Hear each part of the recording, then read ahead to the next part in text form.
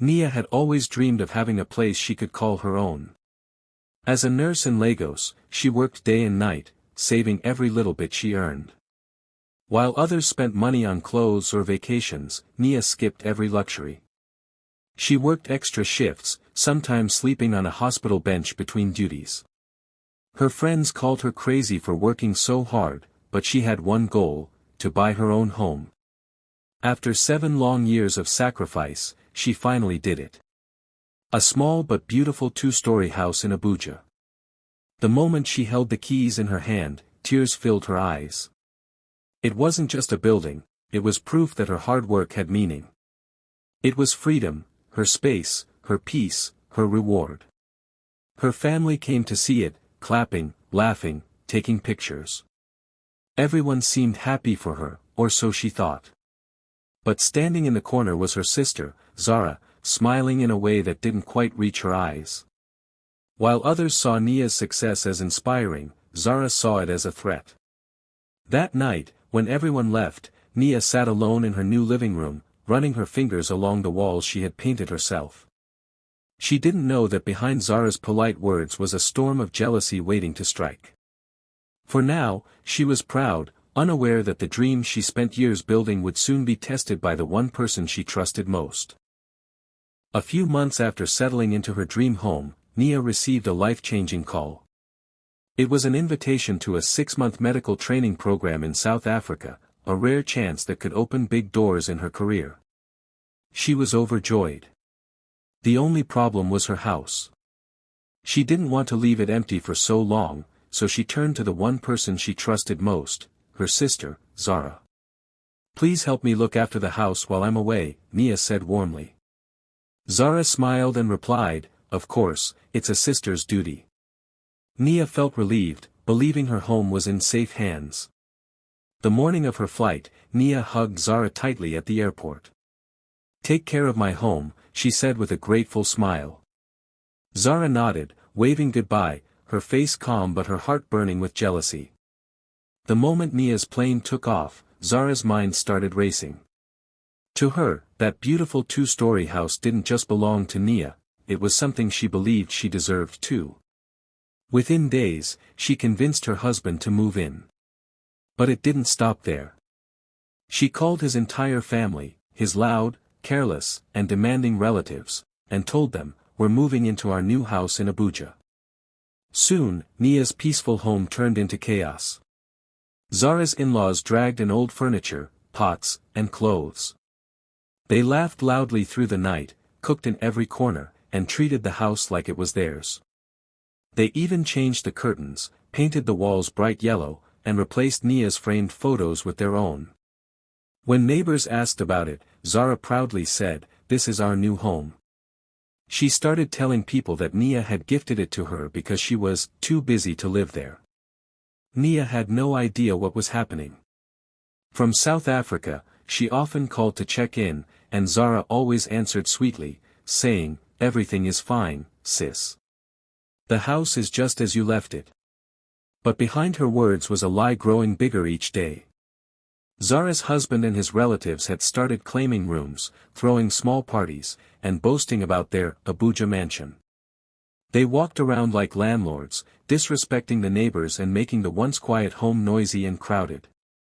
Sometimes, late at night, Zara stood on the balcony looking out at the street, feeling powerful. For the first time in her life, she had something Nia didn't, a sense of control, even if it wasn't hers. Deep down, she knew what she was doing was wrong, but jealousy has a way of making people feel justified. She told herself Nia wouldn't mind, that family comes first, that she deserved to enjoy the house too.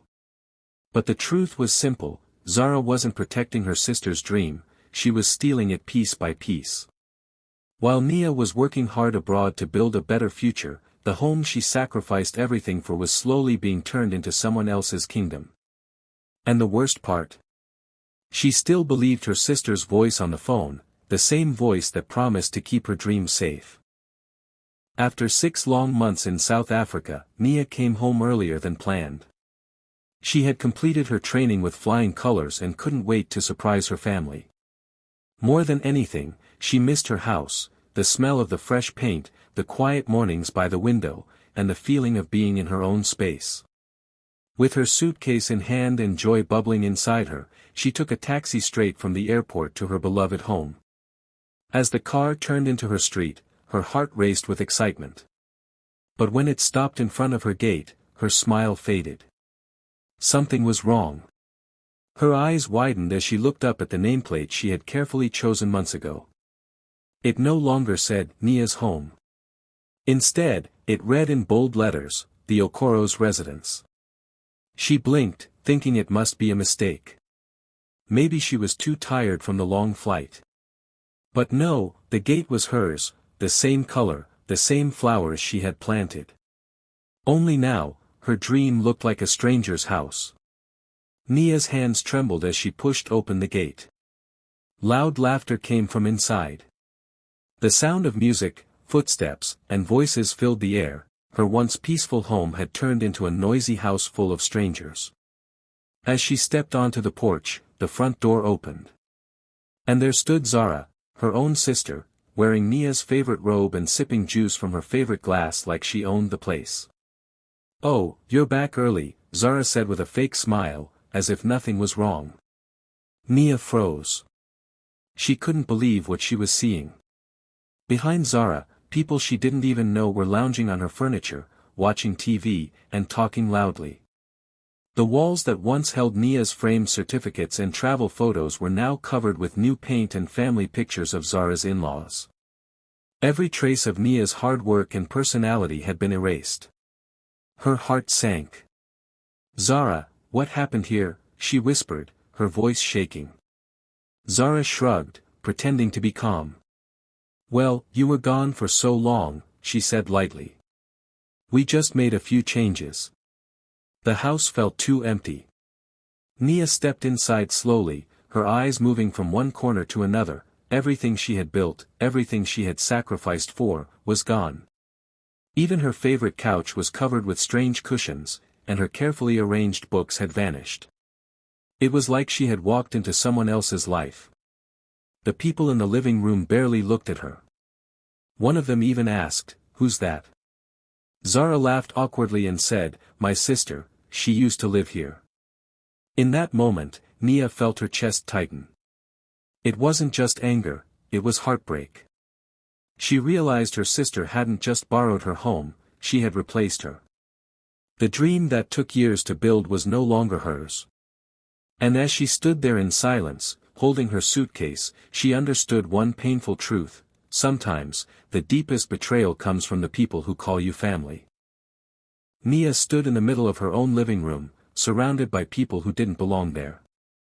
Her heart was pounding, but she tried to stay calm. "Zara," she said softly, "what is going on? Why are all these people in my house?" Zara didn't look sorry at all. She crossed her arms, tilted her head, and gave a little smirk.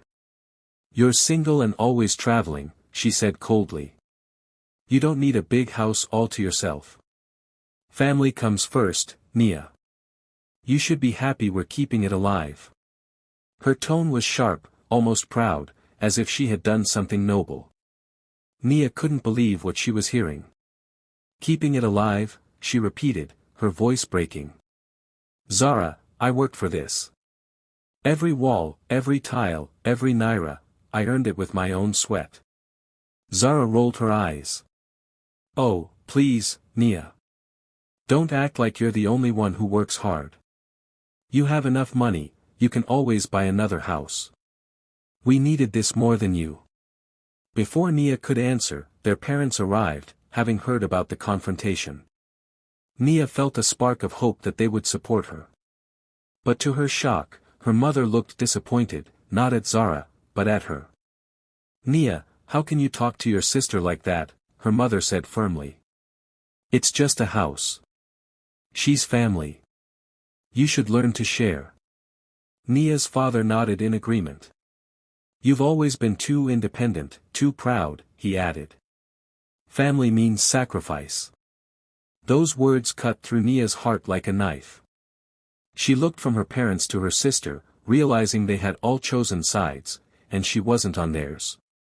Her eyes filled with tears, but she didn't let them fall. She had imagined betrayal before, but never from the people she loved most. The home she had dreamed of for years was now filled with people who saw her success as selfishness. Her sister had stolen her house, and her parents had stolen her support. For a moment, the pain was unbearable. She wanted to scream, to throw them all out, to make them see how cruel they had been. But then, something changed in her eyes. She took a deep breath and forced a small smile. "You're right," she said quietly. "Maybe I don't need this house."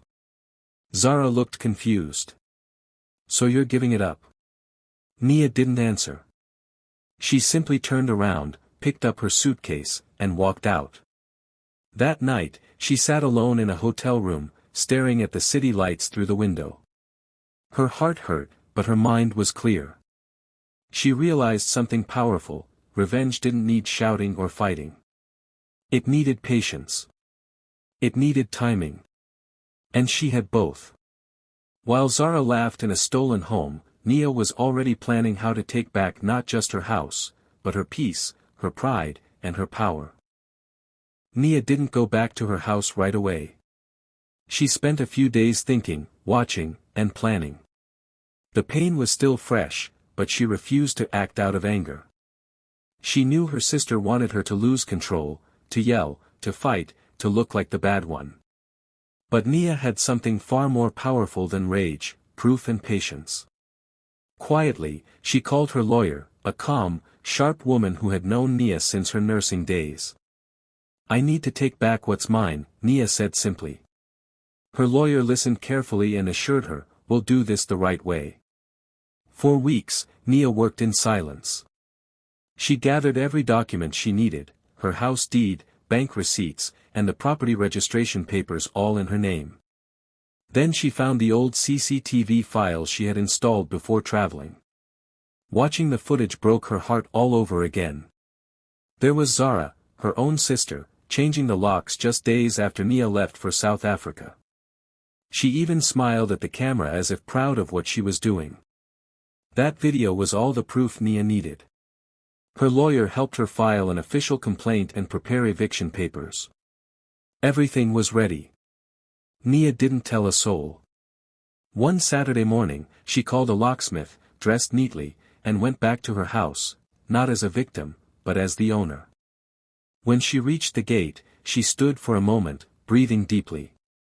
The same nameplate that once made her cry with joy, the Okoro's residence, now only made her stronger.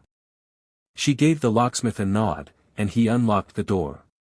The moment Nia stepped inside, chaos erupted. Zara's in-laws started shouting. "Who are you to enter our home?" one of them yelled. Nia didn't raise her voice. "I'm the owner," she replied calmly. When Zara rushed downstairs and saw her, her face turned pale. "What are you doing here?" she demanded. Nia looked her straight in the eye and said, "Taking back what's mine." Within minutes, neighbors gathered outside, whispering and recording on their phones. Then Nia's parents arrived, panicking. "Nia, please, don't do this in front of everyone," her mother begged. But Nia was unshaken. She reached into her bag and pulled out the eviction papers. Her lawyer, who had accompanied her, handed copies to Zara and her in-laws. "You all have 48 hours to leave this property," Nia said clearly. "Every item you brought in must go. This house is legally mine." Silence filled the room. The same people who had laughed and partied in her home now stood frozen, faces pale with shock. Zara's husband stammered, trying to argue, but the lawyer cut him off with a firm tone. "If you resist, the police will assist with the eviction." As Nia walked toward the door, she paused and looked back at them. Her voice was calm but cold. "I gave you my trust. You gave me betrayal. Now, I'm giving you time to leave." Then she walked out, her steps steady, her heart lighter. For the first time in months, she felt peace returning, not through anger, but through justice. The next morning, the entire neighborhood buzzed with gossip. Everyone was talking about how Nia had returned and taken back her house. Inside, the tension was thick enough to choke on. Zara sat on the couch, her face red from crying, surrounded by packed bags and silent relatives. When Nia walked in, she didn't shout or show emotion. She was calm, steady, and tired of pretending everything was fine. Zara jumped to her feet, tears streaming down her face. "You're tearing this family apart, Nia," she cried. "How can you do this to your own sister?" Nia looked at her, her voice quiet but firm. "You did this to yourself, Zara. I gave you my trust, and you betrayed it." Zara shook her head, sobbing louder. "It's just a house. You have money, you have your job, why can't you share? Family comes first." Her words echoed through the room, but Nia didn't flinch. At that moment, their parents walked in, both looking anxious and embarrassed. Her mother rushed to Nia, grabbing her hand. "Please, my daughter," she said softly, "don't do this. It's just a house. She's your sister. Don't make us a family divided." Nia slowly pulled her hand away. Her voice was cold but calm. "It's not just a house, Mama. It's my respect. It's my peace. It's 7 years of sleepless nights and double shifts. It's everything I worked for." Her mother's eyes filled with tears. Her father sighed deeply and said, "You've changed, Nia. You've let pride control you." For a moment, Nia's heart ached. She wished they could understand that this wasn't about pride, it was about principle. But she realized they never would. So she took a deep breath and made her decision. "You all have 48 hours, she said quietly, "and I've already been more than fair." When the deadline passed and no one moved out, Nia did exactly what she had warned. She called the police. Within an hour, 2 patrol cars arrived. The sound of sirens filled the street, drawing curious neighbors to their windows. Zara panicked, begging her sister to stop. Her husband's family argued with the officers, shouting and threatening. But Nia stayed silent. She simply handed the officers the legal documents that proved the house was hers. What happened next was chaos. Zara's in-laws yelled as the police escorted them out. Some were still wearing Nia's bathrobes and slippers. Bags and boxes were thrown together in a rush. Her parents cried, pleading for her to show mercy, but Nia didn't waver. She had been silent for too long. As the last of them left the gate, Nia stood there, watching quietly. The air felt different, heavy but clean. She didn't feel joy or anger, just relief. For the first time in a long while, the house was truly hers again. Watching her sister's in-laws dragged out of her home was a painful sight, but it was also a reminder, justice doesn't always come with mercy, but it always comes with peace. After the storm finally settled and the house was quiet again, Nia walked through every room one last time. She ran her fingers along the walls she had once painted with so much love. The house was spotless now, but it didn't feel like home anymore. Everywhere she looked, she saw memories of pain, Zara's laughter when she lied, her parents' faces when they called her selfish, the noise, the betrayal. It was too heavy to stay. She realized that even though she had won legally, emotionally, the house no longer belonged to her heart. So one morning, Nia made a bold decision. She called her real estate agent and said, "Sell it." The agent was shocked. "Are you sure? After everything you went through to get it back?" But Nia only smiled. "I'm sure," she said. Some victories aren't about holding on, they're about letting go. Within a few weeks, the house was sold at a good price. When the money hit her account, she didn't rush to spend it. Instead, she took a deep breath and thought about the women who were just like her, working hard, saving for years, dreaming of a home. She donated a large portion of the money to a local charity that helped single women build and own homes. When the organization thanked her, she simply said, "I know how it feels to start from nothing." For the first time in a long time, her heart felt light. It wasn't revenge through anger, it was peace through kindness. With the rest of the money, Nia bought herself a small villa by the ocean. It wasn't fancy, but it was quiet, filled with sunlight and the sound of waves. She spent her mornings drinking tea on the balcony, watching the sea shimmer, and her evenings walking barefoot along the beach.